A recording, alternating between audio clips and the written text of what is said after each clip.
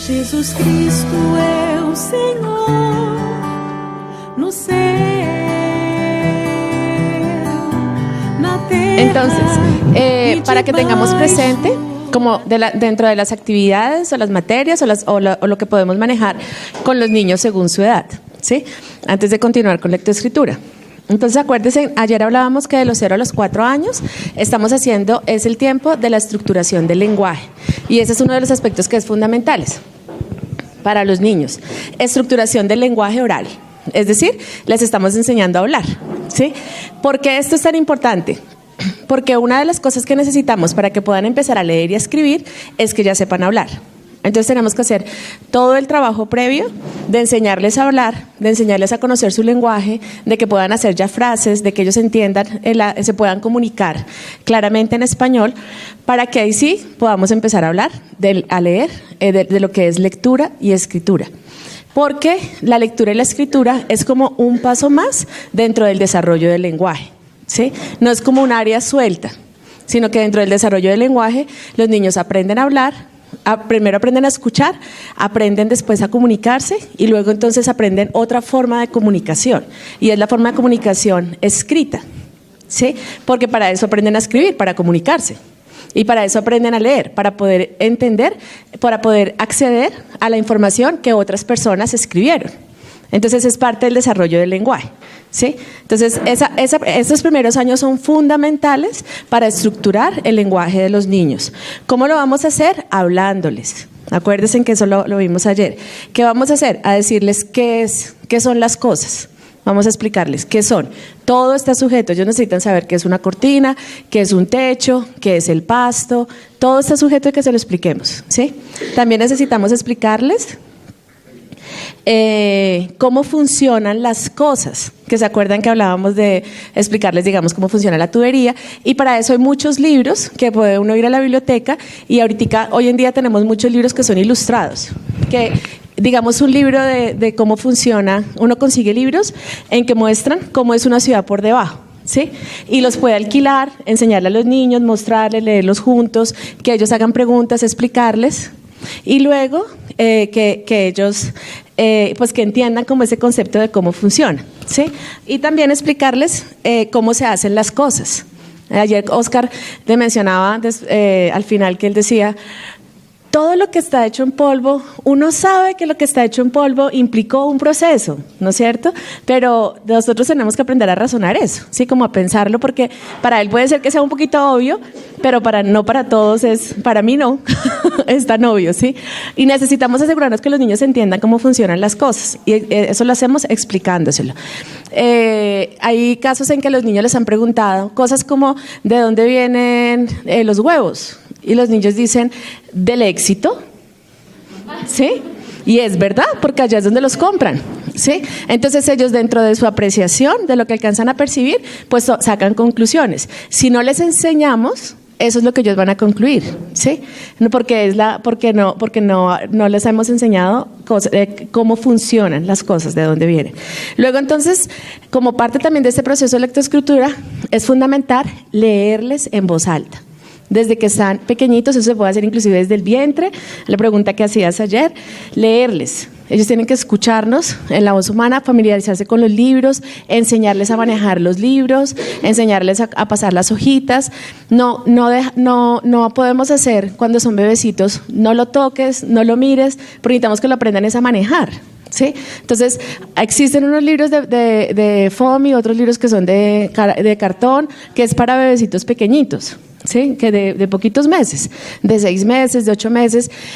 Pero ya para un niño de 2 años debería poder tener un libro de páginas gruesitas, pero de papel, pero en papel gruesito, ¿sí? Sin ser los más delgaditos, pero que pueda manipularlo sin romperlo, porque le enseñamos a manejarlo, le enseñamos cómo pasar las hojas y cómo usarlo.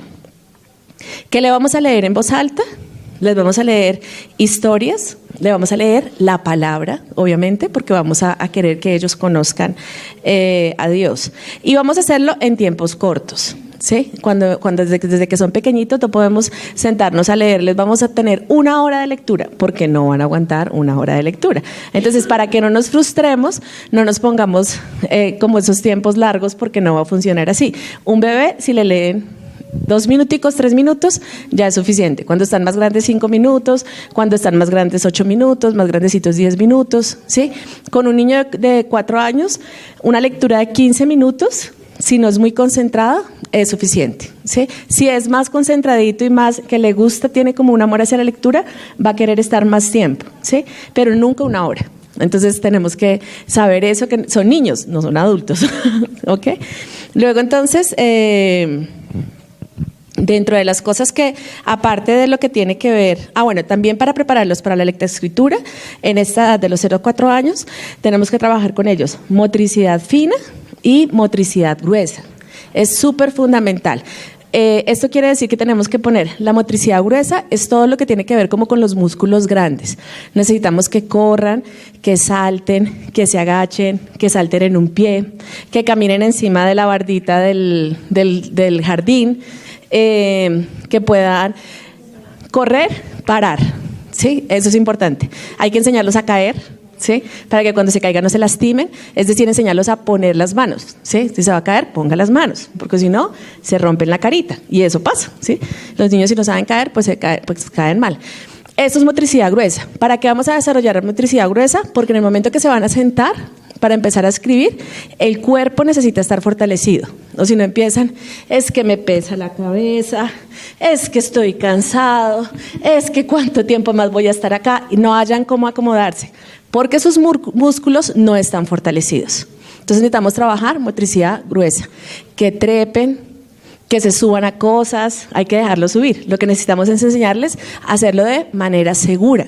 A veces nosotros pensamos que si le decimos, no se suba, lo estamos cuidando, ¿sí? Pero la manera de cuidarlo es enseñarle cómo hacerlo, ¿sí?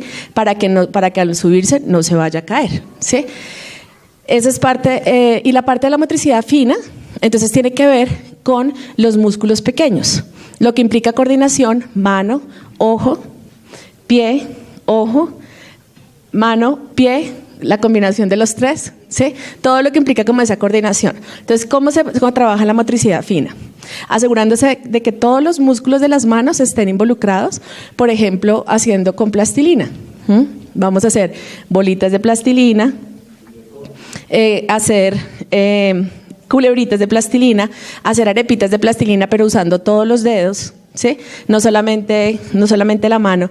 Generalmente los niños tienden a querer hacer las cosas usando la mesa o usando otros objetos. Entonces dicen, por ejemplo, haga una culebrita en plastilina. Entonces lo ponen sobre la mesa, cogen una tablita o algo que le pongan encima y lo ponen a hacerlo a la tablita, ¿sí?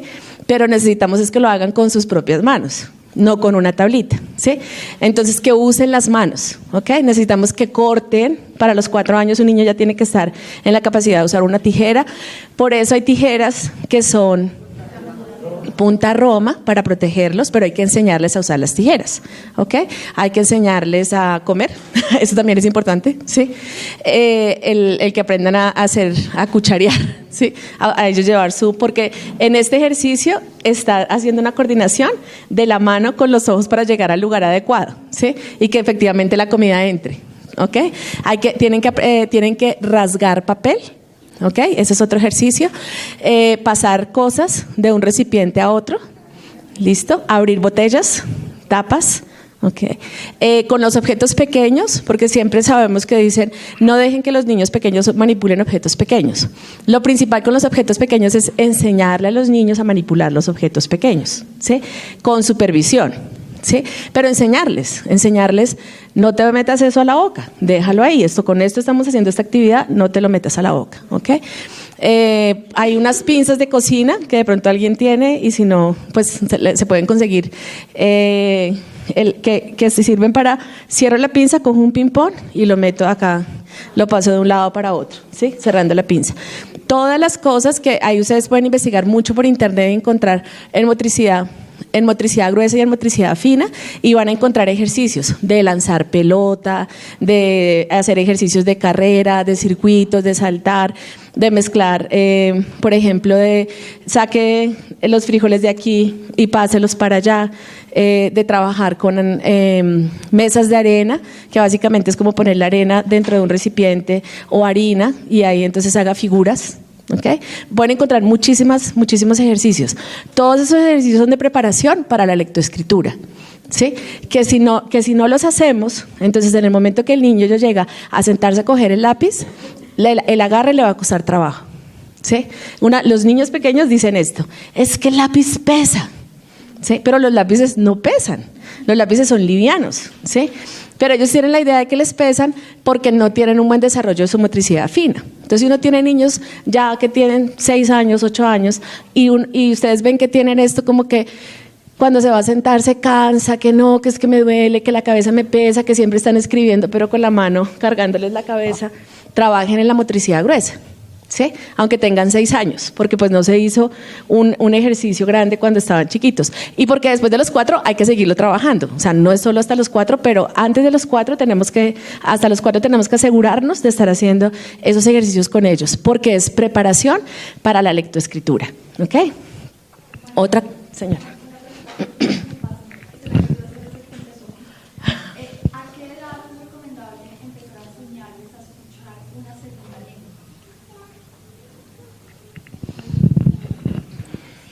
Mi recomendación es terminen de estructurar la primera lengua. ¿Sí? Esa es mi recomendación. ¿Qué tienen que estar seguros? Si quieren hacerlo desde niños más pequeños, que al niño no le genere confusión en la forma de estructurar el lenguaje. ¿Sí? Porque es que las lenguas, los idiomas se estructuran de manera diferente. ¿Sí? Entonces, digamos, gramaticalmente, cuando tú hablas en inglés, las palabras se dicen en un orden y en español se dicen en otro orden. ¿Sí? Si lo único que yo quiero es que aprenda como ciertas palabras y cierto vocabulario, pues es como otro nombre para decirle algo. ¿Sí? Entonces puedo decir que esto es un pantalón o son pants. ¿Sí? Es como otro nombre para nombrar algo.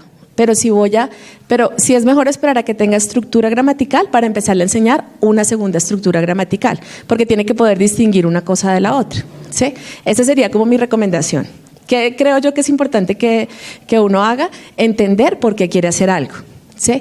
Porque nosotros tenemos una idea frente a algunas cosas por un concepto de que le damos valor a algo. ¿Sí? Es decir, nosotros, por ejemplo, nos han dicho que nosotros somos un país tercermundista. ¿Sí? Eso todos ustedes lo han escuchado. ¿Sí? ¿Qué significa eso?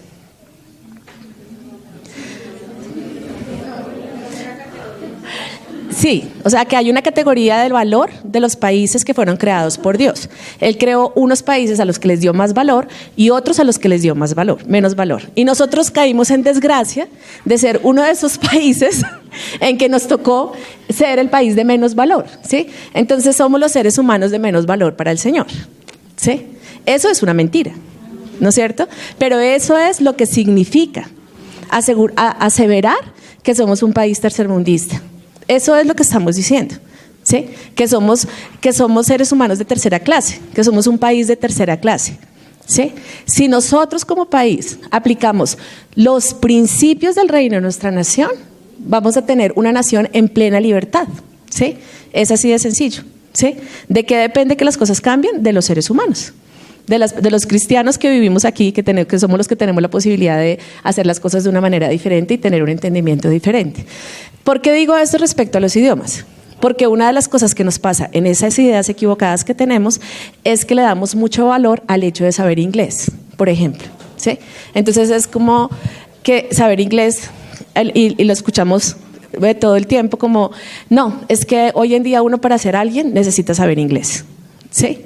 Pero el valor está, ¿en qué está el valor de saber una segunda lengua? ¿Sí? ¿Cuál es la necesidad por la cual yo voy a llevar a mi hijo a aprender una segunda lengua? ¿Sí? La pregunta tiene que ser esa. La pregunta tiene que ser como delante del Señor, ¿qué lengua necesitas que aprenda mi hijo? ¿Sí? Porque es que si de pronto el Señor tiene alguno de nuestros hijos para ir a Corea, ¿sí? Pues saber inglés puede ser bueno, pero sería también muy bueno que aprendiera coreano, ¿no es cierto? Entonces debemos es como saber, tener claro los motivos por los que los queremos hacer, y eso mismo nos va a ayudar a saber cuándo tomar la decisión de hacerlo, porque aprender una segunda lengua se puede aprender de muchas maneras, ¿sí? No únicamente desde chiquitos diciendo las palabras de los nombres de las cosas en ese otro idioma, ¿sí? Es decir, aprendiendo al mismo tiempo a decir pantalones y pants, sino que pues cuando ya tengan 12 o tengan 18 o tengan otra edad, ¿sí? Pueden irse a vivir a otra nación durante un año y ya adquieren la segunda lengua completa, ¿sí? Entonces, lo que tenemos es que entender cuál es la razón por la que queremos que aprendan una segunda lengua y tomar la decisión de cuándo decidimos introducirla, ¿sí? Porque no es una regla de obligación, de decir, todos los niños tienen que saber X cantidad de palabras de inglés, que es lo que está diciendo hoy en día el gobierno, ¿sí? Los niños tienen que tener este nivel de inglés para tal edad, ¿sí? Y tienen que poder responder el examen B1 o tienen que responder al examen tal o al examen tal otro, ¿sí? Por un propósito nacional o distrital de ser una ciudad bilingüe, ¿ok?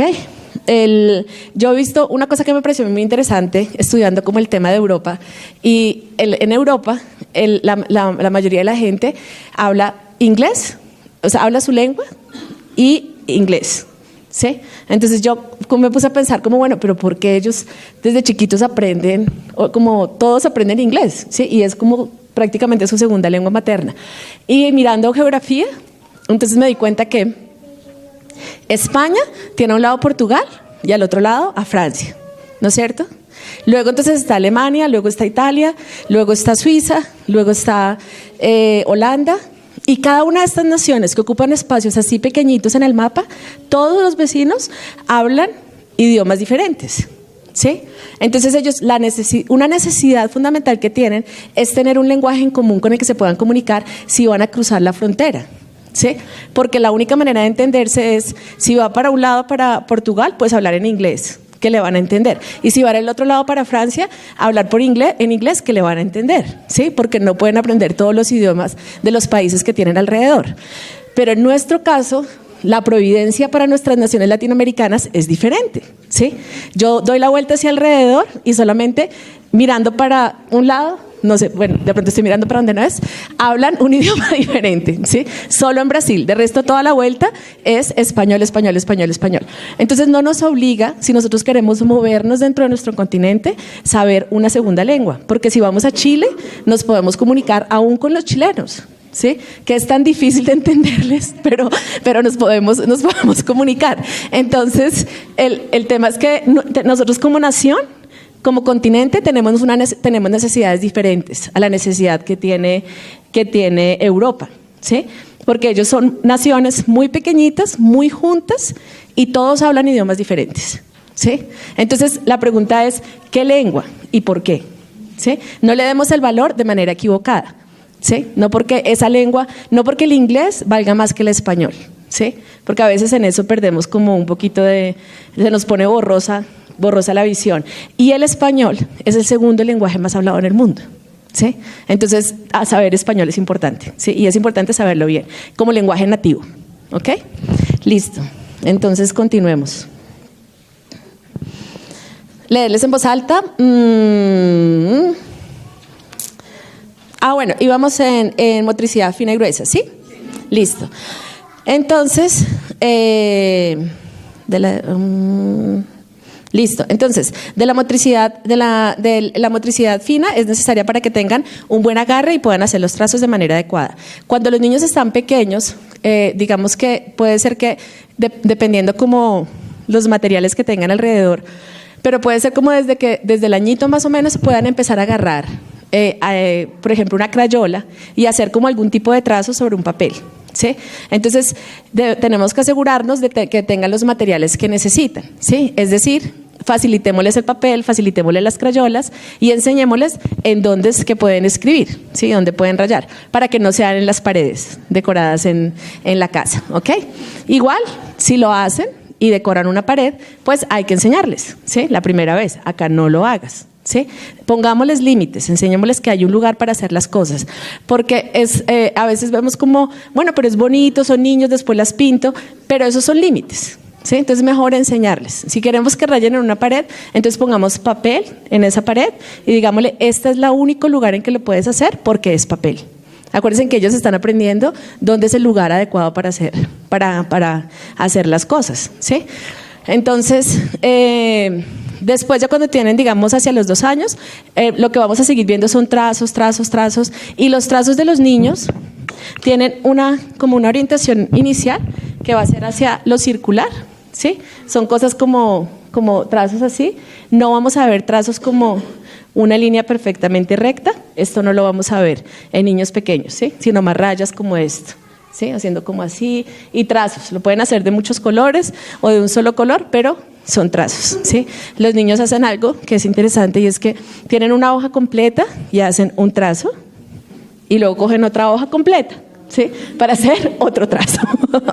Pero eso es parte como de lo que hacen los niños, ¿sí? Entonces, pues si quieren podemos cortar la hoja y después más tarde volvérsela a pasar, ¿sí? Pero convencer a un niño pequeño de que llene una hoja completa, eso no pasa, ¿sí? Porque esa obra o ese dibujo ya está terminado, ¿sí? Eso que ellos estaban haciendo ahí ya está terminado. Gracias.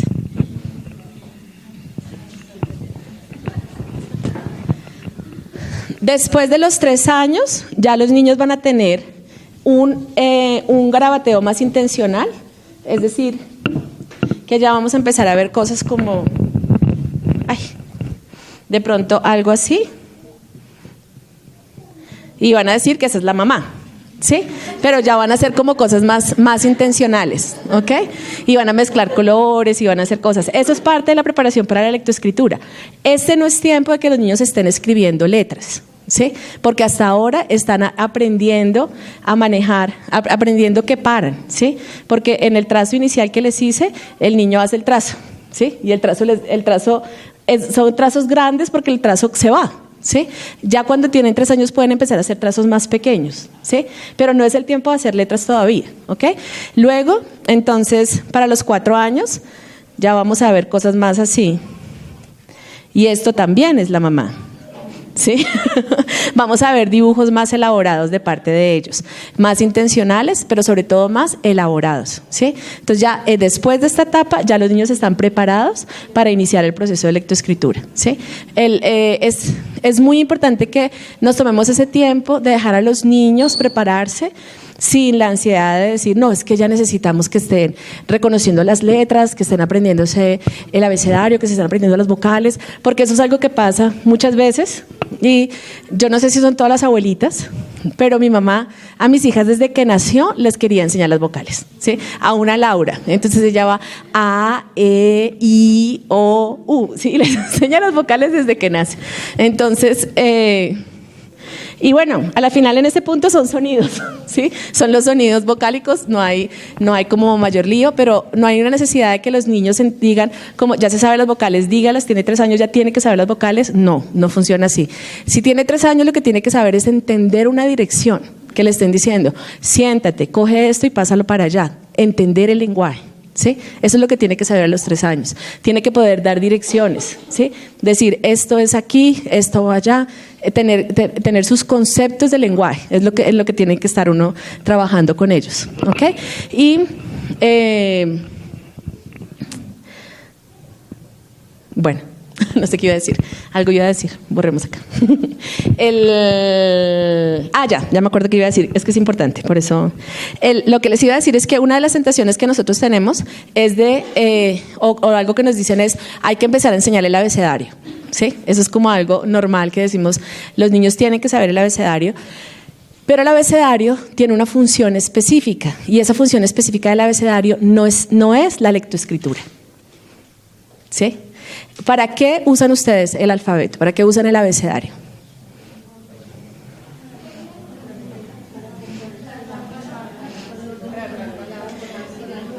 El abecedario como abecedario, no las letras, el abecedario.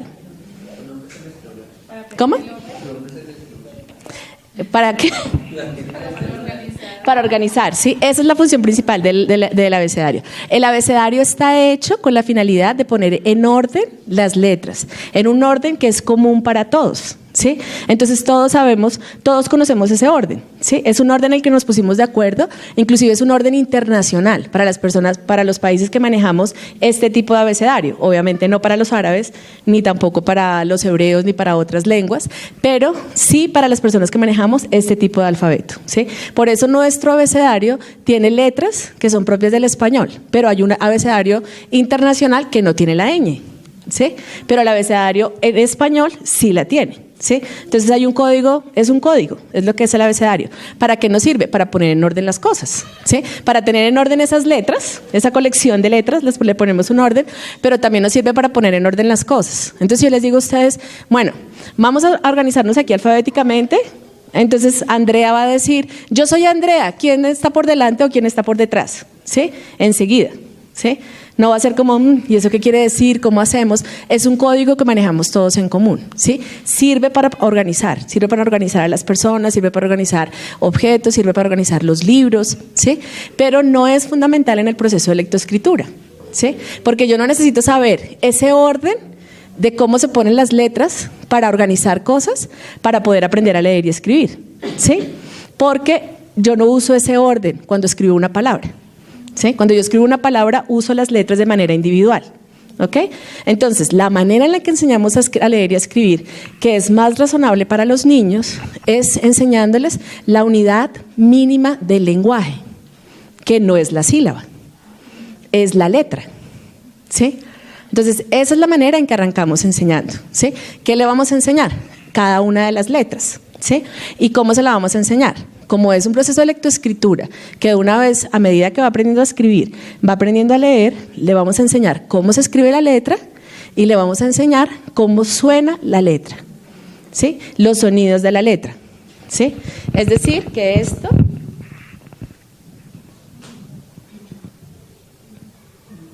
va a ser una ¿sí? ¿Por qué no va a ser una M? Porque es el sonido. ¿Cómo haces tú para leer esta palabra con... Perdón.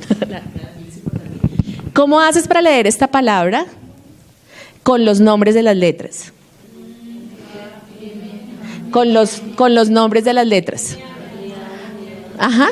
Entonces le decimos al niño, mira, esto es una M, esto es una A, esto es una M y esto es otra A, ¿sí? Entonces el niño dice, bueno, M, A, ¿ok? ¿Listo? Ahí dice mamá.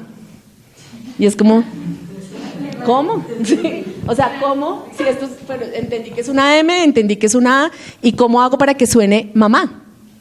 ¿Sí? Eso no es razonable, no es razonable para los niños, ¿sí?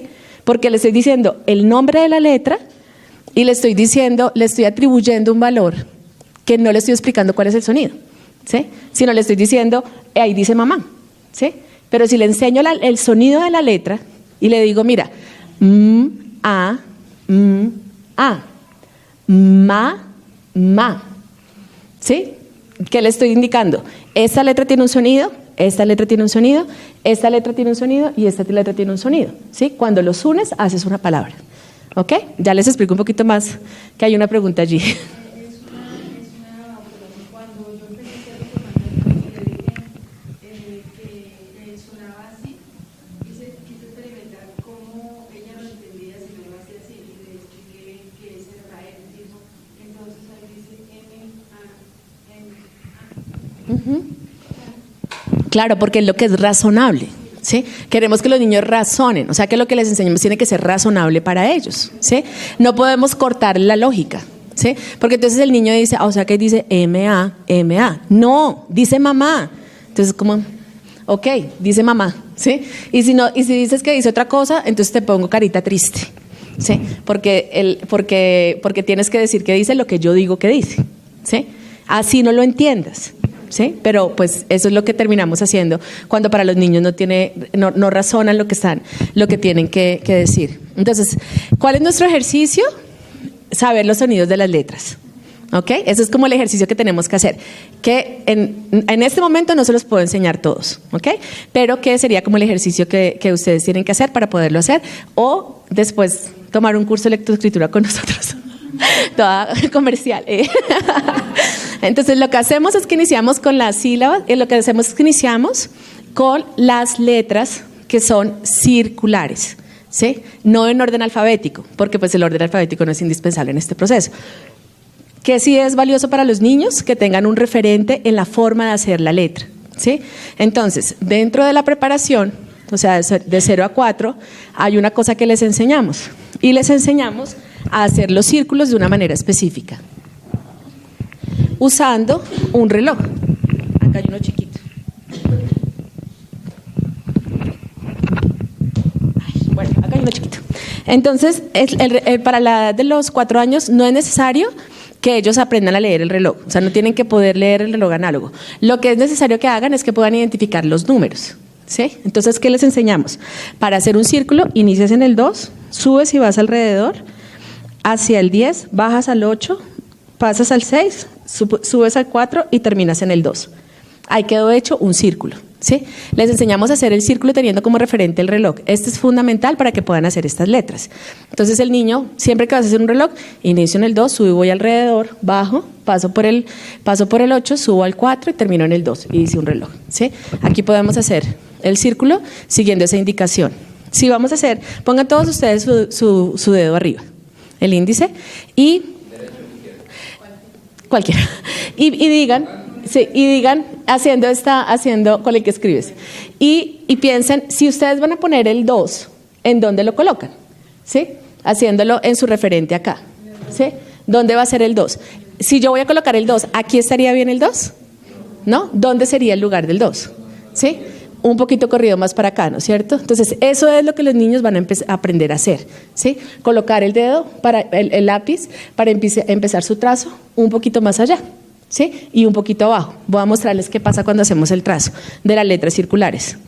Empiezo en el 2, subo y voy alrededor, paso por el 10, el 8, toco la línea base, paso por el 4, termino aquí nuevamente en el 2 y bajo en línea recta sin levantar el lápiz.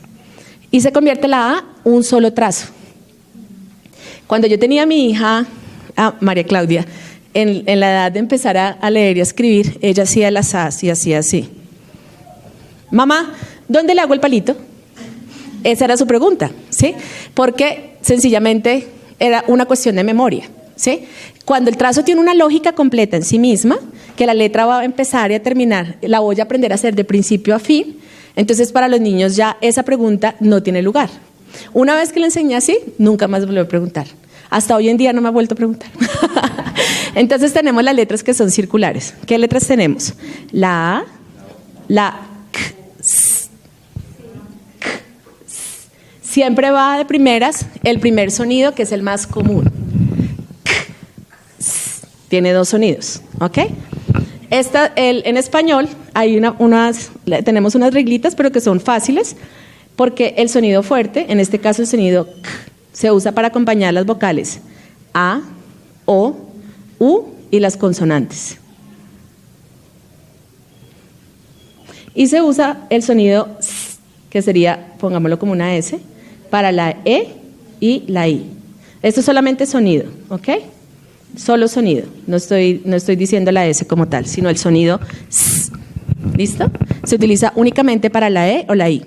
Entonces, desde el momento que les estamos enseñando a los niños, les enseñamos la regla, ¿sí? Y ya después, cuando ellos están leyendo, va a ser mucho más fácil para ellos tomar la decisión de qué sonido hacer, ¿sí? Y saben que tienen 2 opciones de sonido. Si ustedes se dan cuenta, este es un problema importante, ¿sí? Si alguno de ustedes ha intentado aprender inglés, uno de los problemas que nosotros como hispanohablantes tenemos cuando aprendemos inglés es que nos enseñan, por ejemplo, que la A es EI, ¿sí? Ese es el nombre de la letra, pero la letra tiene 3 sonidos, ¿sí? Entonces, a la hora que vamos a empezar a tratar de hablar, pues tratamos de decirlo todo con EI, ¿sí? Y nos dicen, no, es father, no fader, ¿sí?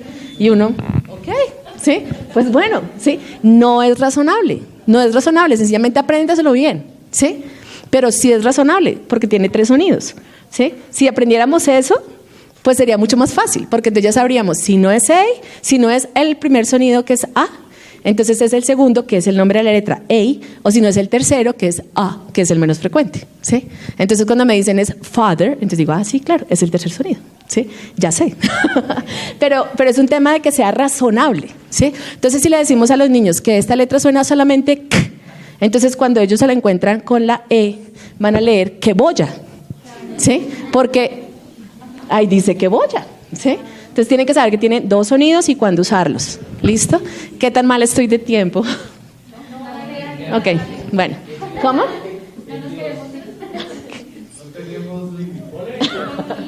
Ok, entonces, bueno, la siguiente letra circular es B. Esta letra es circular, ¿sí? Entonces miren cómo la hice. Empecé en el 2, subo ahí alrededor, hago la misma lógica de la A, subo y bajo, sin levantar el lápiz, un solo trazo. Ahora. Estas letras son, hay un encuentro, digamos, textos que trabajan en la letra cursiva. Ajá. ¿Sí? Bueno, no sé si podemos que se pueda establecer realmente cuál es mejor. Yo entiendo que, digamos, en los computadores se trabaja en letra. Hay una razón, ¿sí? Esta letra que nosotros hacemos, esta forma de hacer las letras, es una letra que está hecha como preparación para la letra cursiva. Es decir, que después voy a poder hacer trazos adicionales de conectores y aprender a unir las letras. Obviamente con las diferencias como la... ¿sí? Que es diferente la manera en que se hace en letra imprenta a la forma en que se hace en letra cursiva. Se puede. ¿Sí? Pero la razón por la que iniciamos con este tipo de letra básicamente es por el mundo impreso, ¿sí? A diferencia de lo que pasaba en la antigüedad, que no existía ese mundo impreso, ¿sí? Sino que el mundo era en letra a mano. Pero en este momento el mundo, la tipografía que tenemos al alcance es letra impresa, ¿sí? Entonces digamos que los niños cuando van a leer textos, lo que vamos a encontrar más fácilmente, y es una comparación del 99% versus el 1%, es material en letra impresa, ¿sí? Y lo estamos haciendo de la mano. En el proceso que escriben, van de una vez aprendiendo a leer, porque van aprendiendo a hacer la letra, escribirla y hacer el sonido a leerlo, ¿sí? Y se une en un proceso final, ¿sí? De hacer la lectoescritura. Entonces, si nosotros arrancamos con la letra cursiva, pues tenemos que garantizar materiales en letra cursiva para que ellos puedan leer, lo cual también es posible, ¿sí? Porque pues está ese 1% que se puede leer, ¿sí? O cosas que nosotros podemos escribir para dárselos a ellos y que ellos lo lean, ¿sí?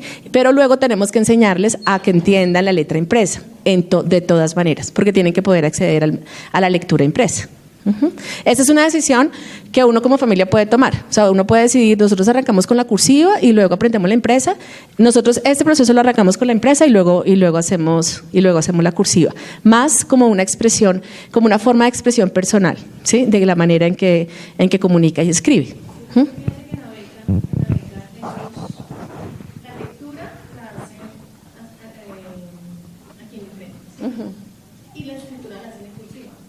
Lo hacen al tiempo, pero sí, todo lo que tiene que ver con lo que ellos, la nivel que trabajan, todo es en este tipo, pero a la hora de escribir sí lo hacen cursivo. Entonces, claro, siempre la relación, digamos, de la letra, al juntarla, al separarla, sí, a veces es como, ¿esto qué es? ¿Sí? Claro. Además, la cursiva tiene todos sus... Sí, es un poco más difícil para los niños hacer el relacionamiento, pero digamos que eventualmente lo aprenden a hacer, solamente que les va a tomar más tiempo, o sea, requiere como un esfuerzo adicional hacer ese relacionamiento. Y nosotros queremos que sea lo más razonable para ellos, ¿sí? Esta es como una parte que es importante, que hemos visto, que en la medida en que el trazo es razonable, lo que están leyendo, los sonidos, que lo que ven concuerda con con la forma que se escribe y que suena, es más fácil como aprenderlo, ¿sí?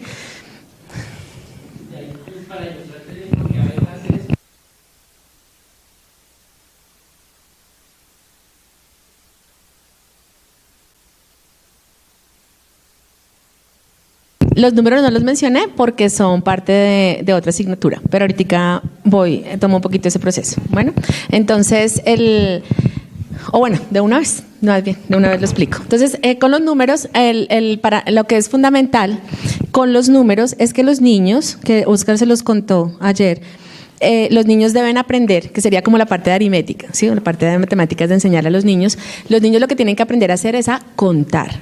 ¿sí? Entonces, cuando ustedes tienen un niño pequeño, un niño de 1 año, tienen que empezarle a enseñar desde edad tan temprana como 1 año, ¿sí? 1, 2, 3, ¿sí? Las cosas que tenemos, vamos, corramos las sillas. 1, 2, 3. Esto es una silla y vamos contando, ¿sí? Contar, ese es el fundamento para los niños. Que entiendan que cuando dicen 1, se refieren a que es solamente una cosa, ¿sí? Cuando dicen 2, quiere decir que había 1 y ahora hay otro, ¿ok? Eso quiere decir 2. ¿Y 3 qué quiere decir? Que había 2 y ahora hay otro, ¿ok? A diferencia del abecedario, los números sí son una secuencia, ¿sí? Una secuencia que no se debe cambiar el orden. Yo no puedo decir 1, 3, 8, ¿sí? Sino que para que haya 8 tiene que haber antes 7, para que haya 7 tiene que haber 6, para que haya 6 tiene que haber 5. Después cuando le voy a enseñar a contar de 2 en 2, de 4 en 4, de 6 en 6, de 8 en 8, o de 5 en 5, igual si voy a contar de 5 en 5, no digo 5, 15, digo 5, 10, 15. Es una secuencia lógica, ¿sí? Y es una secuencia de cantidad. Entonces, desde que están muy pequeñitos les empezamos a enseñar a contar, ¿sí? Y luego de que los niños ya manejan cierto nivel de conteo, entonces, alrededor de los 3 años, podemos empezarle a enseñar a identificar los números. Pero den cuenta que son dos cosas diferentes, ¿sí? Una cosa es contar y otra cosa es identificar la representación del número, es decir, el 2, ¿sí? Si un niño lo que sabe decir del 2 es señalar el número, entonces no aprendió matemáticas, no aprendió aritmética, ¿sí? Porque el 2 escrito está representando una idea abstracta, que es una cantidad. Entonces lo que necesitan primero saber, antes que nada, es contar la cantidad abstracta. Debemos evitar cosas como, por ejemplo, enseñarles 1, 2, 3, 4, 5, ¿sí? Siempre usando solo los dedos y el mismo orden, ¿ok? Porque los niños fácilmente dicen, este se llama 1, este se llama 2, este se llama 3, este se llama 4, este se llama 5, porque le ponen el nombre, ¿sí? Entonces, si voy a contar con los dedos, a ver, este es el 1, pero también otras veces esto también es un 1, ¿sí? Esto también es un 1, acá también tengo un 1, ¿sí? Cualquiera de mis dedos de forma individual es un 1. Entonces, nosotros tendemos a hacer como 1 y le vamos dando como nombres a los dedos, y hay niños que les pasa eso, que se quedan con nombres en los dedos porque les enseñan a contar con los dedos, ¿sí? En los jardines esa es una de las cosas que hacen, como enseñarles a contar así con los deditos, y los niños le terminan dando el nombre al dedito, pero no tienen la noción del número, la noción numérica, que es lo que tenemos que desarrollar. Lo primero que tienen que aprender a hacer los niños es a contar 1, ¿sí? Luego 2 y luego 3 y así sucesivamente, ¿ok? Entonces no podemos pensar que un niño pequeñito ya de una vez, no, 10, hasta 100, hasta 500, ¿sí? Porque eso no va a entender lo que estamos haciendo, ¿sí? Pero una vez que los niños aprenden a contar, no tenemos necesidad de que paren, ¿sí? Es decir, lo primero que va a hacer un niño es contar hasta 3. Lo siguiente que va a hacer es contar hasta 5. Lo siguiente que va a hacer es contar hasta 10, ¿sí? Y va entendiendo que puede seguir contando, ¿sí? Luego va a seguir contando y después de 10 tenemos un problema en español importante, y es que la secuencia tiene una muelita del 11 al 15, ¿sí? Porque del 16 en adelante sigue con una lógica, ¿sí? Que es 1, 6, ¿sí? 1, 6, 1, 7, luego va 2, 1, 21, ¿sí? 2, 2, y sigue la misma lógica de la decena inicial, que es de 1 a 9, ¿sí?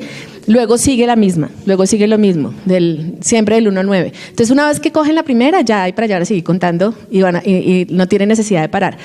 Entonces, esa muelita del 11 al 15 es una muelita que les va a costar trabajo, ¿sí? Porque tienen que darle como lógica a esos números que no están teniendo como la misma lógica de lo que venían haciendo, ¿sí? Y de lo que van a continuar haciendo. Entonces ahí en el 11, 12, 13, 14 y 15 hay que tener un poquito de paciencia. Pero una vez que lo superan, siguen con el 16 hasta el 20, y una vez que cuentan del 20 al 30 y entienden esa lógica del 20 al 30, pueden contar hasta el 40 o hasta el 50, al 60, al 70, porque la lógica sigue siendo la misma, ¿sí? Entonces el tema es sigan contando, sigan contando, sigan contando. ¿Qué tiene que...? Obviamente ya no estoy hablando de un niño de 4 años, ya estoy hablando ya es un conteo así largo, ya puede ser un niño de 5 años, ¿sí? Pero ¿a qué punto tenemos que llevar a los niños que lleguen a entender el conteo? Por eso no arrancamos. Muchas veces pasa esto, y es que le dicen al niño, esto es 1 y esto es 1. Entonces, 1 más 1, 2. ¿Sí? De una vez que arranquen a tener un más en la mitad y aprender que es una suma. No, ese no es la necesidad es contar, solo contar. ¿Sí? Ahora, porque ya les voy a explicar qué es la suma. ¿Sí? Una vez que el niño arranca a contar y ya puede contar de corrido, entonces tiene que poder entender que los números no tienen fin. ¿Sí? Y los niños van a decir, pero de verdad no se acaban. Sí, no se acaban. Sí, no se acaban. Tú sigues contando todo lo que quieras contar, el número más grande que te imagines y no se van a acabar. ¿Sí? Y ese es un buen momento para hablarles y explicarles acerca de la eternidad. ¿Sí? Y enseñarles ese carácter de Dios, que Él es infinito, que no tiene principio ni tiene fin, que es eterno. ¿Sí? Porque esa es una noción que para nosotros de adultos, cuando la aprendemos grandes, nos cuesta mucho trabajo. ¿Sí? Como que de verdad no tiene principio. ¿Sí? Y es como, a mí a veces mi hija mayor me pregunta, pero de verdad nosotros vamos a estar en la eternidad todo el tiempo. ¿Sí? Y es como, ¿cómo será que se mide la eternidad? ¿Sí? Pero obviamente la eternidad, entonces ya ahí vamos a otro concepto, ¿sí? En términos de medición de tiempo, que no tiene la medición de tiempo que tenemos nosotros acá. No es que se sienta como que el tiempo está pasando por una eternidad, pero es un buen momento para explicarles, ¿sí? Que hay cosas que no tienen principio ni tienen fin, como son los números, y así mismo es Dios, ¿ok? Estamos viendo en una ciencia un atributo de Dios. Ahora, ¿qué son la suma y qué son la resta? El suma y resta ya va a ser de los 5 para adelante, ¿sí? No tiene que ser más chiquiticos. ¿Qué es la suma y qué es la resta? La suma es poder contar más rápido. Para eso es que sumamos, ¿sí? Para que si yo les digo, ¿cuánto es 10 más 10? Ustedes no digan 1, 2, 3, 4, 5, 6, 7, 8, 9, 10. Ay, en el 9 me dio 10. 10. Y luego vuelvan a hacer 11, 12, 13, 14, 15, 16, 17, 18, 18, 19, 20, ¿sí? Sino que digan 10 más 10 es 20. ¿Qué hicieron? Sumar más rápido, ¿sí? Para eso es la suma. Lo que hacemos es sumar más rápido. La multiplicación es para contar aún más rápido. Por eso no podemos empezar a enseñar multiplicación si los niños no han entendido qué es la suma. Y no han podido, y no manejan la suma con cierta maestría, ¿sí? Que haciéndolo con una cifra, haciéndolo con 2 cifras y entendiendo el concepto de sumar, de que lo que están haciendo es sumar. Después de que ya entienden ese concepto, entonces ahí sí empezamos a multiplicar. Nuestra tendencia es que ya los niños, listo, ya practicó algo de suma, arranque con la multiplicación, ¿sí? Porque esa es la tendencia de nuestros colegios hoy en día, ¿sí? Pero necesitamos que los niños se tomen su tiempo en la suma para que luego puedan contar más rápido multiplicando, ¿sí? Muchos de los problemas que tienen los niños hoy en día en matemáticas, en las divisiones, es porque no saben contar. Porque no saben contar, no porque no saben dividir, porque no saben contar. Y no entienden bien el concepto del conteo, ¿sí? Y no saben cómo pasar de las unidades, de las centenas a las unidades de 1000. No saben cómo pasar de las unidades de 1000 a las decenas de 1000. No lo saben hacer, ¿sí? Entonces saben escribir el número porque pues eso es algo que los hacen hacer, como que lo escriban, pero cómo pasar, cómo seguir adelante, o sea, lo que es el conteo. Entonces el punto de partida es el conteo. Para esta edad, ya los niños le hemos enseñado a identificar los números, pero no es el primer paso, ¿sí? Ni tampoco es necesario que les enseñemos a escribir los números. ¿Por qué? Porque el escribir los números es un proceso de lectoescritura, ¿sí? No es un proceso de la matemática. ¿Ok? Entonces que los aprendan a contar, que los aprendan a identificar. Cuando ya superemos, cuando ya vayamos en el proceso de lectoescritura, ahí sí que trabajen en escribirlos, ¿sí? Porque ya les enseñamos a hacer los trazos, les enseñamos la proporción del renglón, les vamos a enseñar en qué parte del renglón lo van a colocar, cuáles son los límites donde debe empezar y terminar el número, ¿sí? Cómo hacerlo. Primero les enseñamos las letras y luego les enseñamos los números. Lo que tú preguntabas de Manuela, una de las cosas que nosotros hacemos es que trabajamos con un formato como este de renglón, ¿sí? Entonces aquí lo que tenemos es una línea superior que ninguna letra debe sobrepasar, ni siquiera la debe tocar, ¿sí? Ninguna letra debe ir más allá de la letra de la parte superior. Una línea media, que es la que nos da la referencia para el tamaño de las minúsculas, ¿sí? Y una línea base sobre la que se van a parar todas las letras. Todas las létricas van a estar paraditas y no pueden estar volando, ¿sí? Las letras tienen que estar firmemente paradas sobre el renglón, ¿sí? Sobre ese pisito que hay.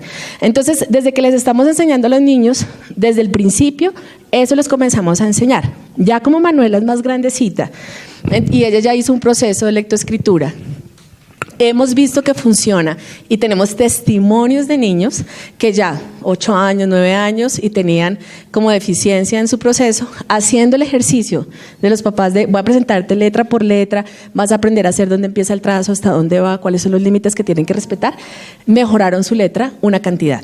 ¿Sí? Porque la forma en que aprendieron generalmente los niños fue por imitación. Entonces lo ven, lo escriben como lo ven. ¿Sí? Entonces el niño ve esto y dice, bueno, listo, voy a poner aquí un renglón normal de cuaderno. Entonces el niño ve esto y dice, bueno, ¿sí? Y por imitación hace lo que él está viendo, ¿sí? Pero no está teniendo una lógica completa del trazo. Entonces hacen las vocales más grandes, las hacen o más chiquitas. El palito lo hacen desde más arriba, entonces no parece una A, sino que parece una D, ¿sí? Hacen cosas de acuerdo, ellos tratan de repetir lo que están viendo por imitación, porque no les enseñamos hacer un trazo que sea completamente lógico, como el que se puedan apropiar, ¿sí? Otra cosa que pasa, por ejemplo, es que tenemos el trazo en letra punteada, ¿sí? Y entonces lo que los niños hacen es seguir el punteo, ¿sí? Solo seguir el punteo, pero vuelve y juega. Esto no les ayuda a apropiarse del trazo, ¿sí? Para apropiarse del trazo tienen que aprender a hacer el trazo y a entender el trazo. Por eso decimos en voz alta la instrucción, que es lo que me escucharon a mí decir, ¿sí? Le enseño al niño a decir la instrucción y cuando el niño está escribiendo su letra, la escribe diciendo la instrucción, ¿sí? Y la instrucción es, empiezo en el 2, subo y voy alrededor hacia el 10, bajo al 8, toco la línea base, subo al 4, paro en el 2 y sin levantar el lápiz, bajo en línea recta hasta la línea base. ¿Sí? Le estoy dando la instrucción de principio a fin. El niño, a medida que va, cuando están empezando, esto estamos hablando de la primera vez que le mostré la letra, le estoy enseñando la instrucción y el niño van a escribir la letra y lo que tiene que hacer es decir la instrucción de cómo hacerla.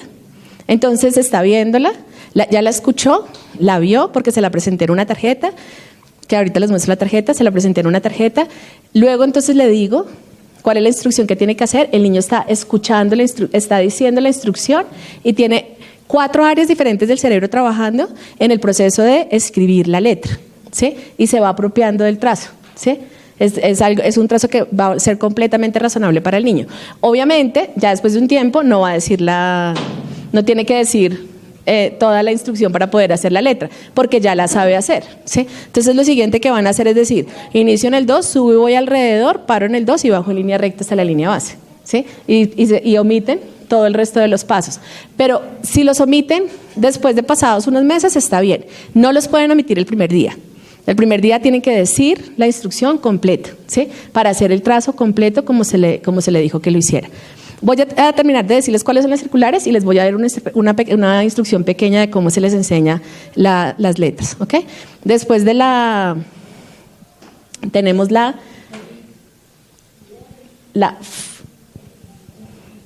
que empieza en círculo. Este círculo inicia acá en la parte circular, en la parte superior. Vamos en círculo hasta el 10, se baja en línea recta hasta la línea base, se levanta el lápiz, esta es una letra con complemento, entonces se levanta el lápiz y se hace una pequeña línea horizontal de izquierda a derecha, ¿ok? Luego entonces tenemos esta,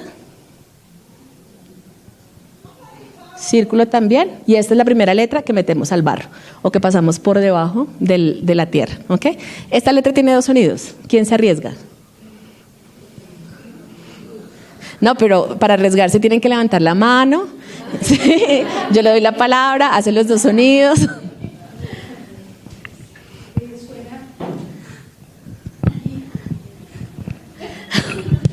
Ok, los 2 sonidos son G, como en gato, y ¿ok? ¿Listo?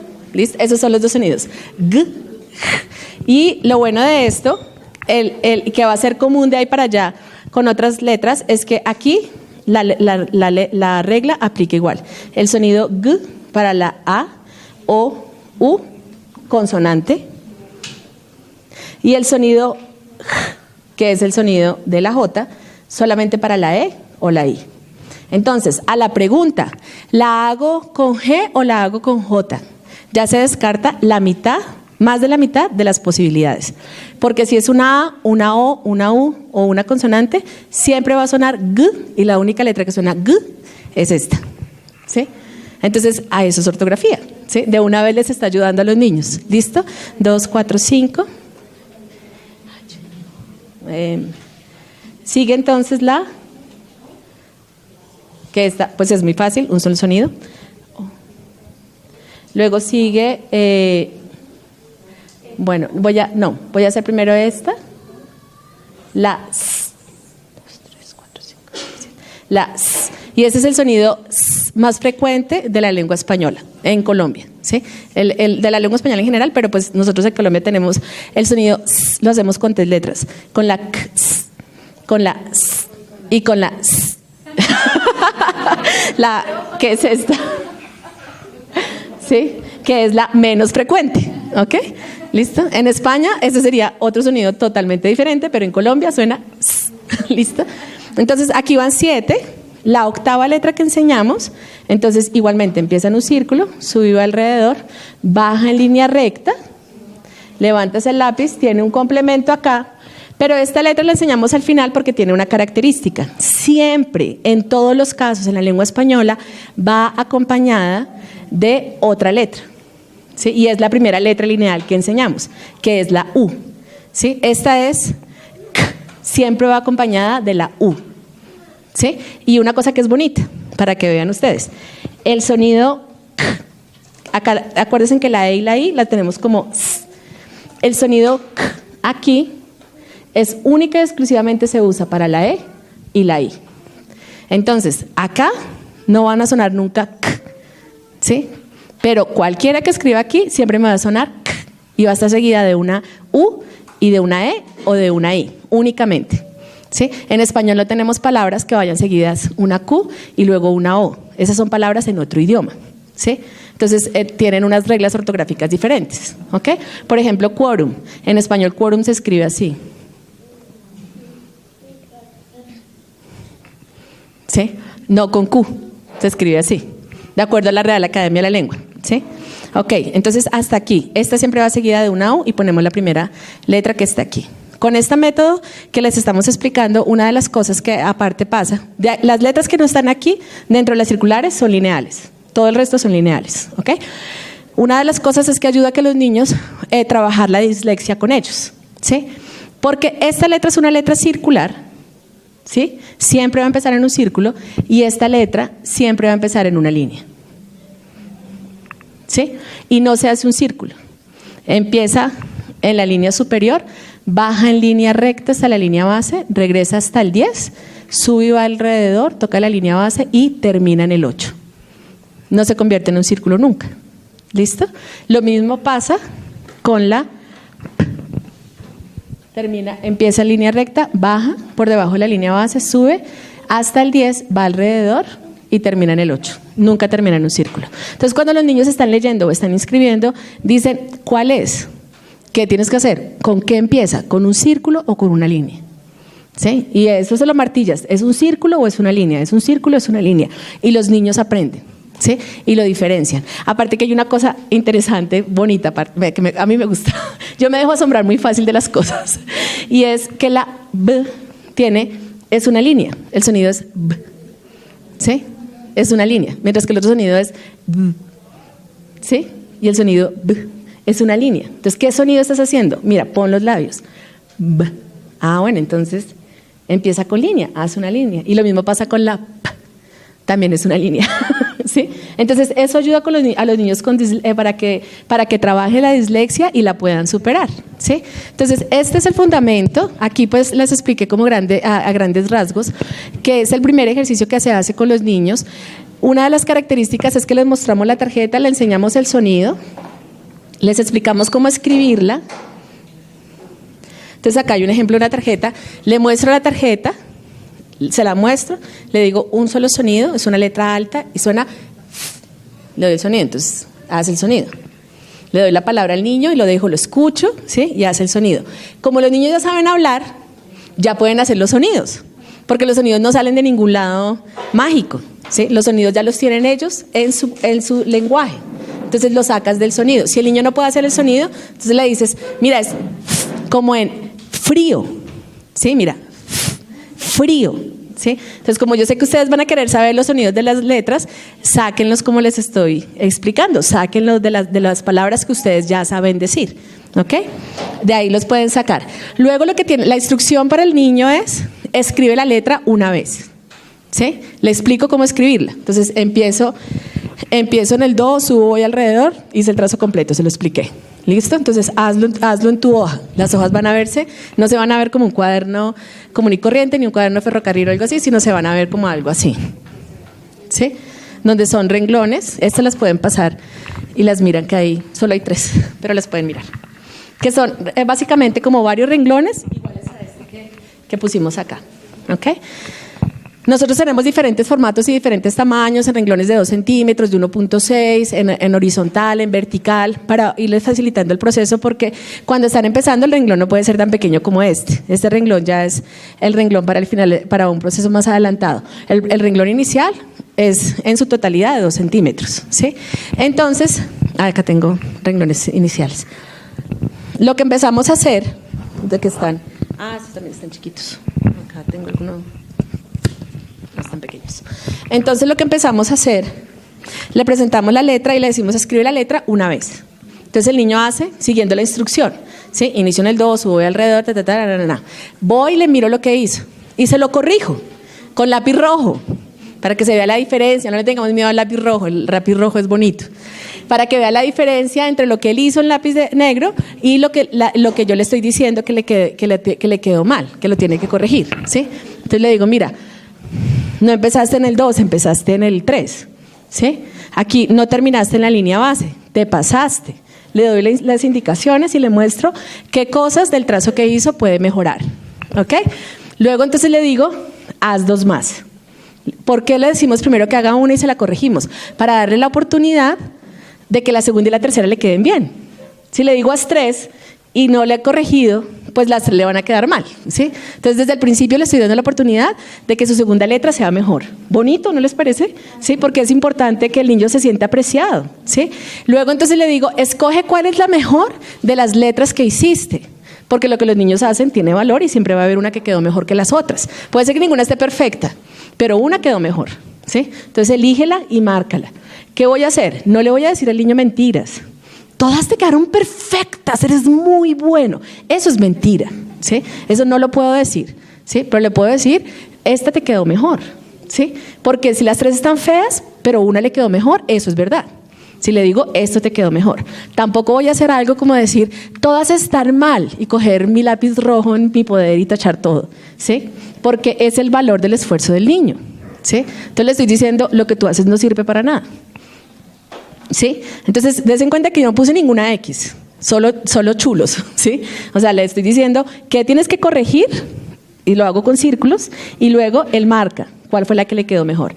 Yo le miro y si estoy de acuerdo en que fue la mejor, está bien, y si no, entonces le digo, sabes que a mí me gusta más esta que tienes acá o esta que está acá te quedó mejor, perdón, ¿sí? Y procuramos no convertir las calificaciones en caritas felices y caritas tristes, ¿sí? Esto es muy importante porque el que el niño tenga un buen resultado, eso no se puede convertir en algo emocional, ¿sí? Yo no puedo decirle al niño, como tú lo hiciste bien, yo me siento feliz, ¿sí? Pero hoy que no fue un buen día, me estás generando tristeza, porque mis emociones de mamá no pueden depender de lo que mi hijo está haciendo, ¿o sí? Eso no es lo que dice la palabra, ¿sí? Entonces no los enseñemos a que los niños dependan sus emociones, porque finalmente una carita feliz y una carita triste es eso, ¿sí? Yo me estoy poniendo feliz o me estoy poniendo triste por esto que tú estás haciendo. No, recomendaciones, puedes mejorar, esfuérzate más, lo estás haciendo bien, ¿sí?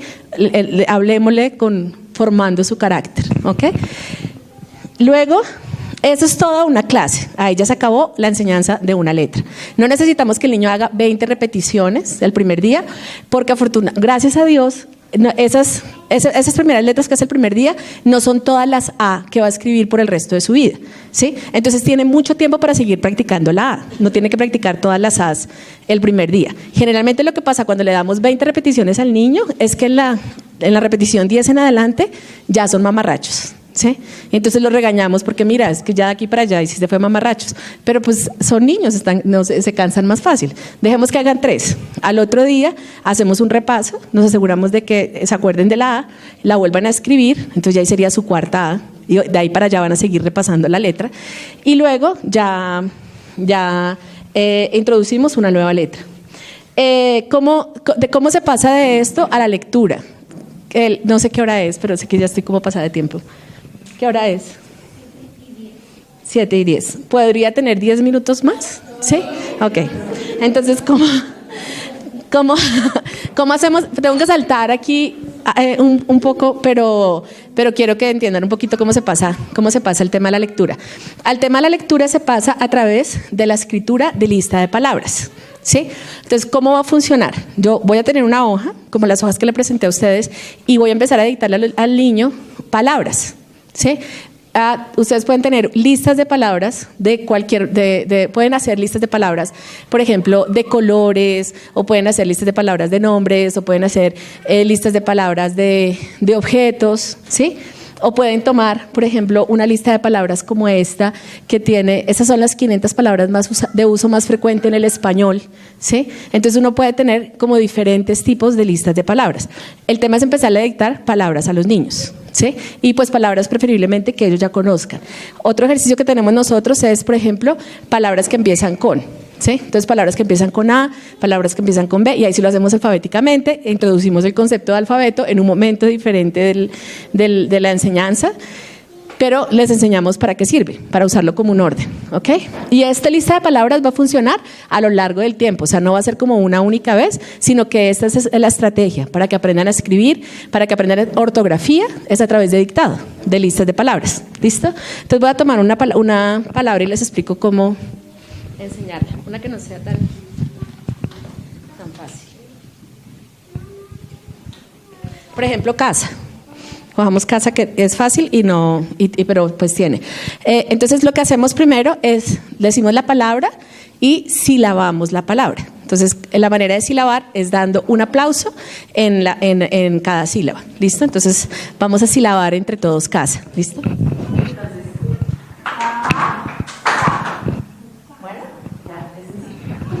Silabamos la palabra. ¿Qué es lo que vamos a hacer?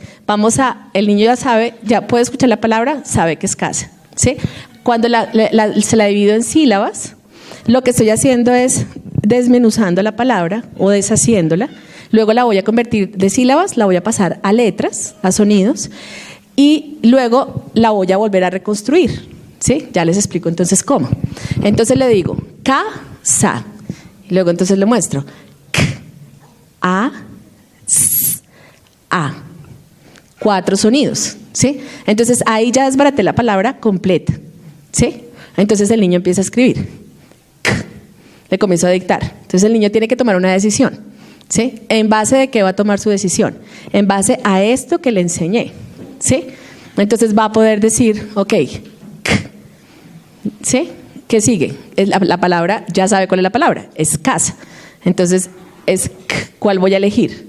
Entonces, y los niños obviamente pueden preguntar y pues para eso estamos, para enseñarles. Entonces lo que hago es la sí, ¿por qué estás eligiendo esa? Pues porque la que sigue es una A y la cuando va seguida de una A suena listo, ya, ¿sí? Entendió y sabe qué es lo que tiene que hacer. Entonces hace la primera. Si no entiende, entonces yo le hago la pregunta, ¿sí? Le digo, ¿cuál tienes que hacer?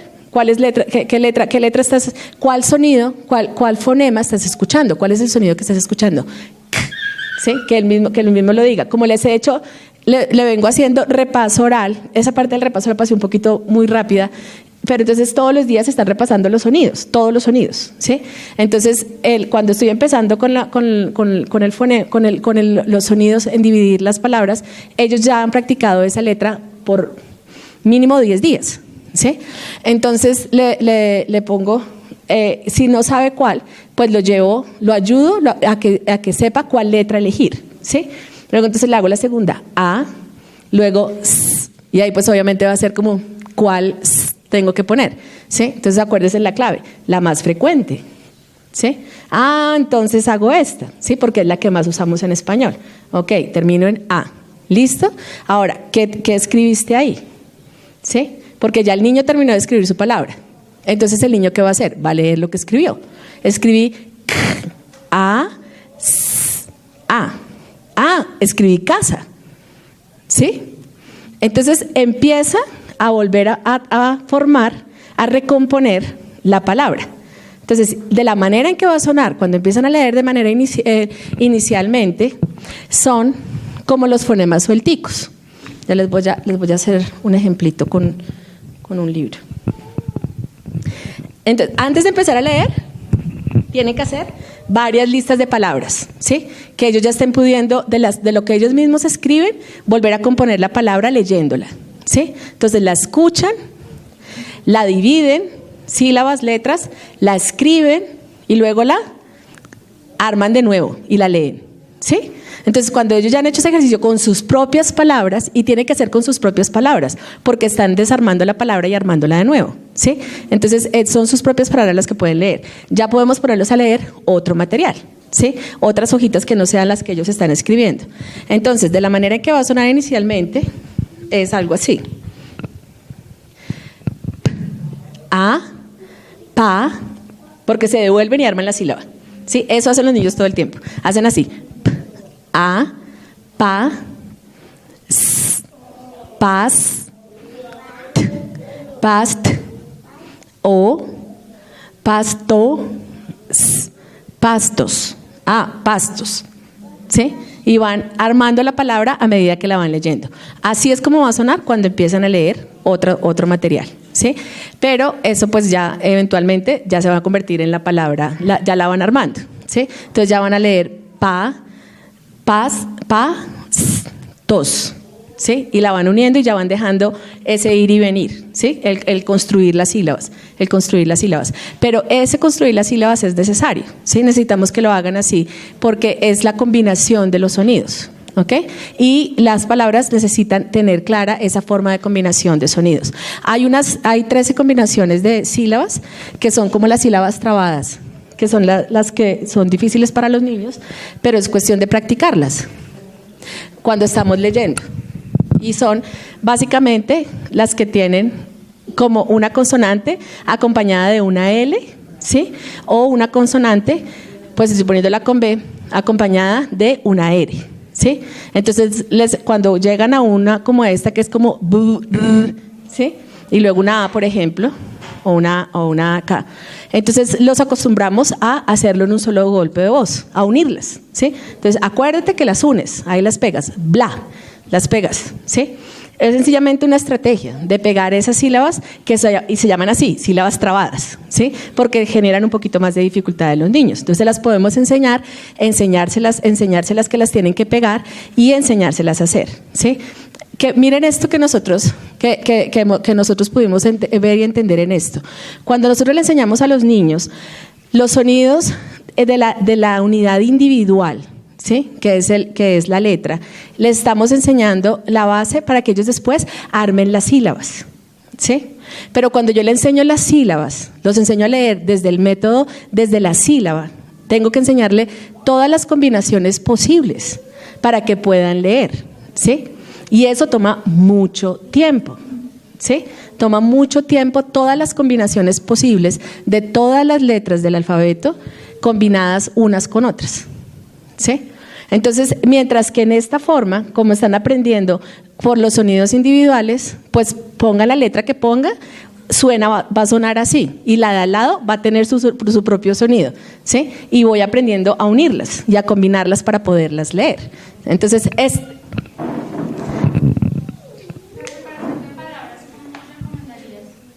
la separación de palabras, no se las tuve en cuenta, pues que hay muchísimas cosas que estoy omitiendo, pero se las voy a explicar. Dense en cuenta que en esta forma como yo escribí aquí las letras, lo que hice fue pegar una letra cerquita a la otra, ¿sí?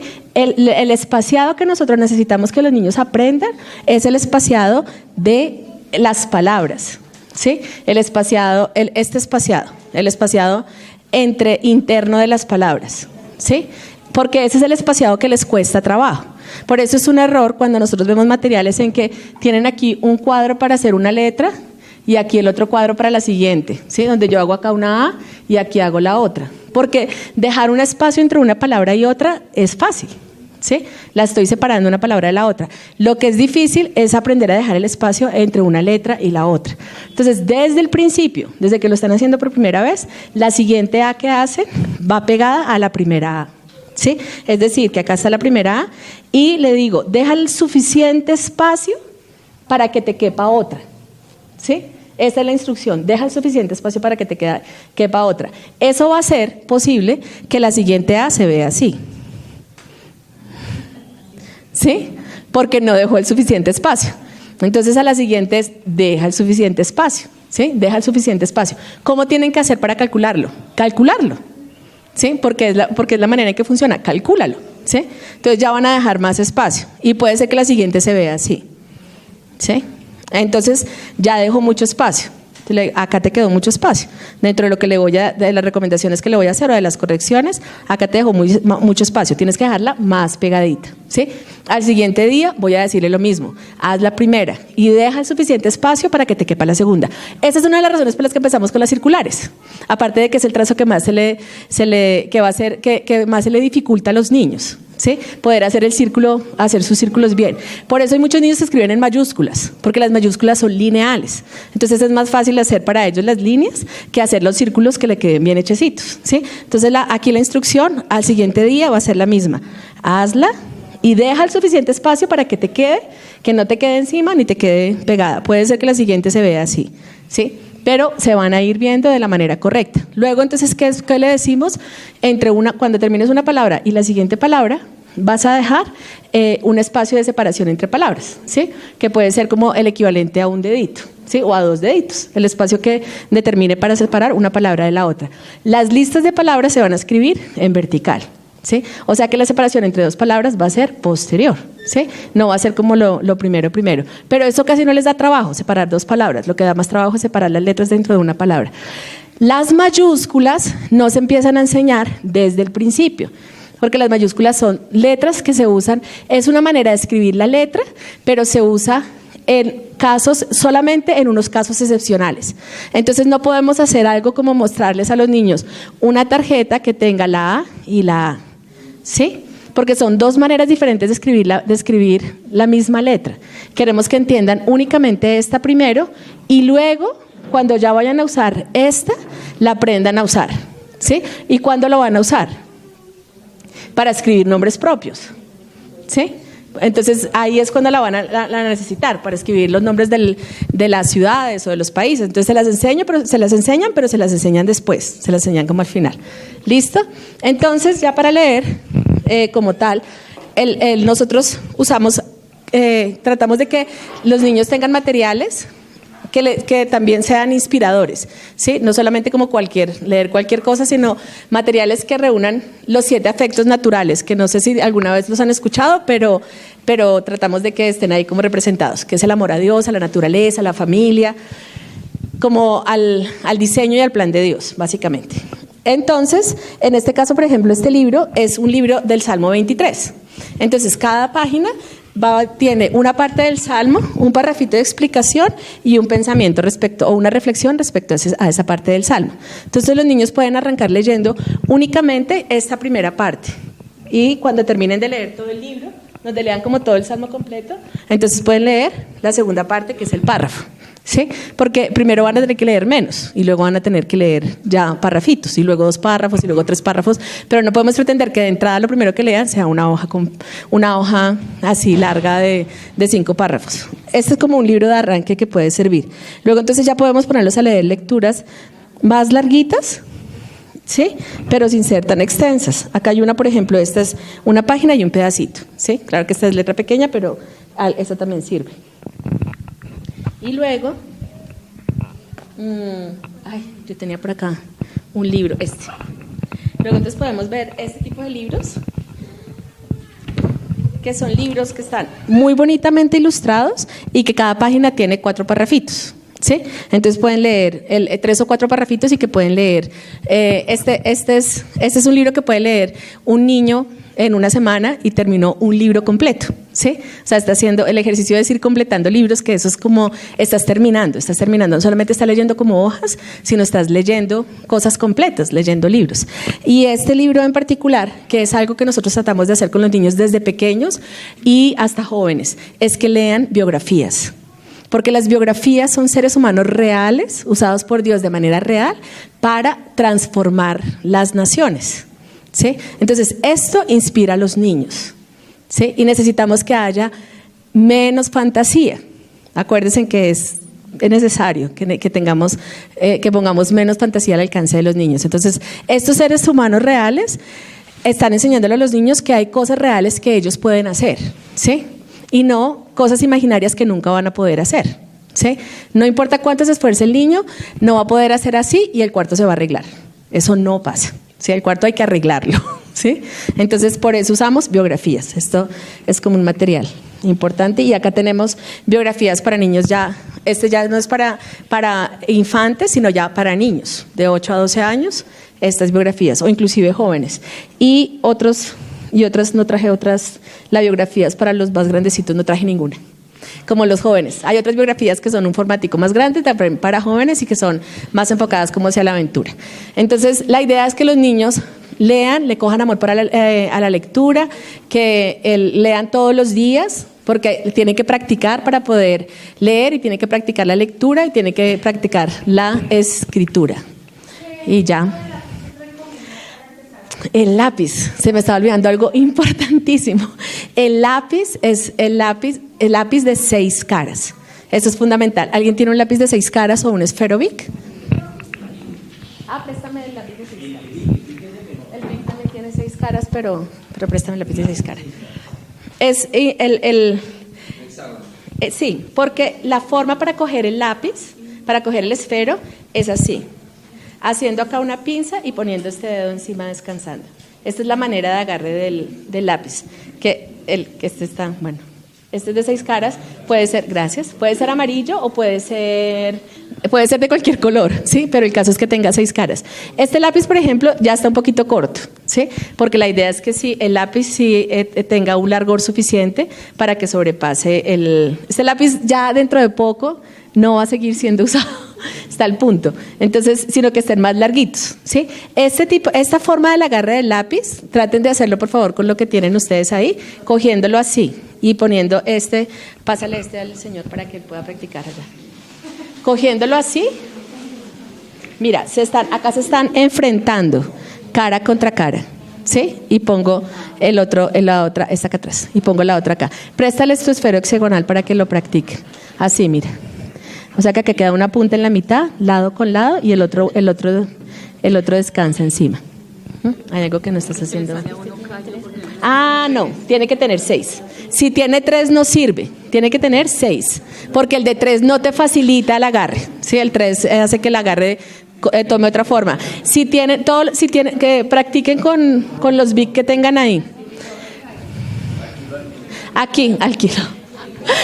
Acá, si alcanzan a ver ahí, se enfrentan cara con cara, en la mitad queda un ángulo y el dedo índice descansa encima. El dedo índice no está haciendo presión.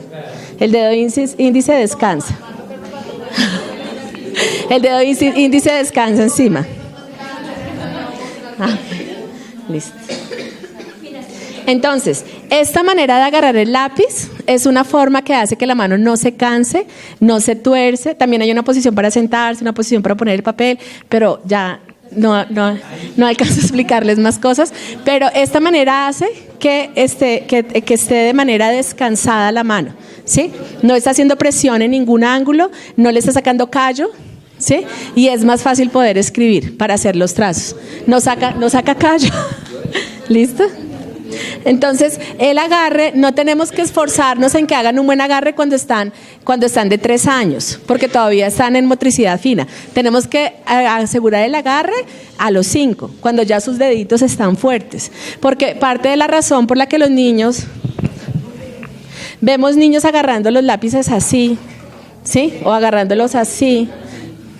O agarrándolos así, ¿sí? Los agarran de diferente manera. Lo que están tratando de hacer es que sus deditos, que todavía no son fuertes, sostengan el lápiz, ¿sí? Entonces, primero trabajemos motricidad fina, todos los días. No menos de 10 minutos. Ejercicios hay por montón. Pueden hacer algo por la mañana, algo al mediodía y algo por la tarde.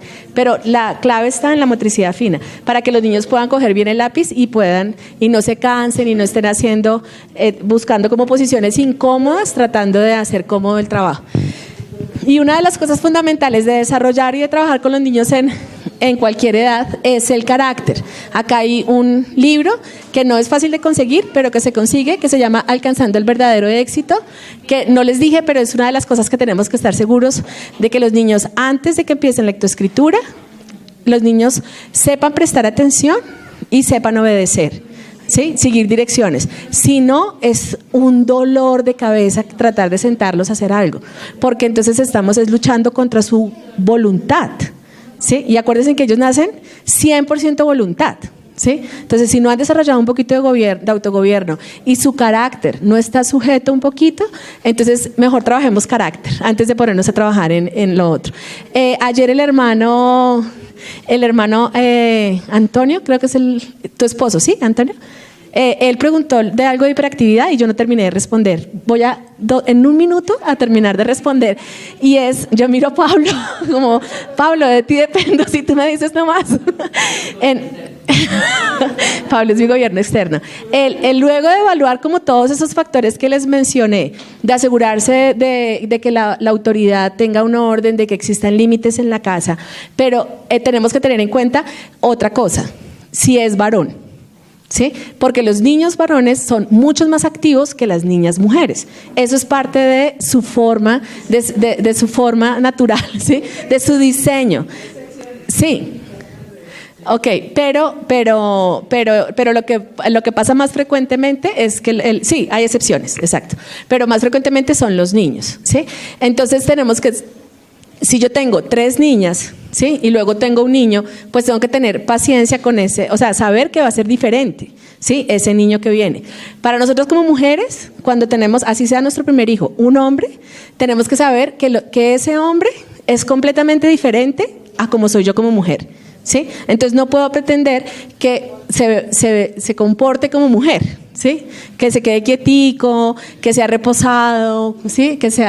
Porque los hombres son diferentes. Entonces, a las mujeres que tienen hombres, es importante que estudien qué significa ser hombre, ¿sí? Para que los ayuden a ser hombres y no se frustren tanto. Ahora, si definitivamente, ¿sí? Ya como controlando todas las cosas, de todas maneras tenemos un niño como hiperactivo, como dicen. Entonces, ¿qué tenemos que hacer? Tenemos que enseñarle al niño, primero, a que las cosas tienen momentos para hacerse, ¿sí? Tenemos que asegurarnos que este niño tenga espacios durante el día de alta actividad física, ¿sí? O sea, que ese es el niño que no puede no ir al parque, ¿sí? Todos los días tengo que asegurarme que tenga mínimo 1 hora de parque, porque tengo que asegurarme que esa energía la use de manera correcta en el lugar correcto. Porque si le voy a decir, es que hay una actitud para cada lugar, ¿sí?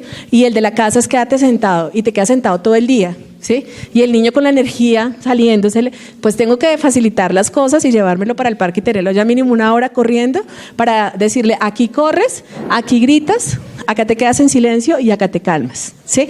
Y tengo que enseñarle a que tenga contingencia, ¿sí? Es decir, que se pueda contener, ¿sí? Tranquilo, espera, ahorita vamos, ¿sí? No, eso es dominio propio. ¿Sí? No tiene por qué, si me siento con ganas de gritar y salir corriendo, no implica que puedas gritar y salir corriendo. Entonces tengo que darle los espacios para que vaya, juegue, grite, haga todas las cosas y las actividades que necesita hacer para quemar su energía, como dice.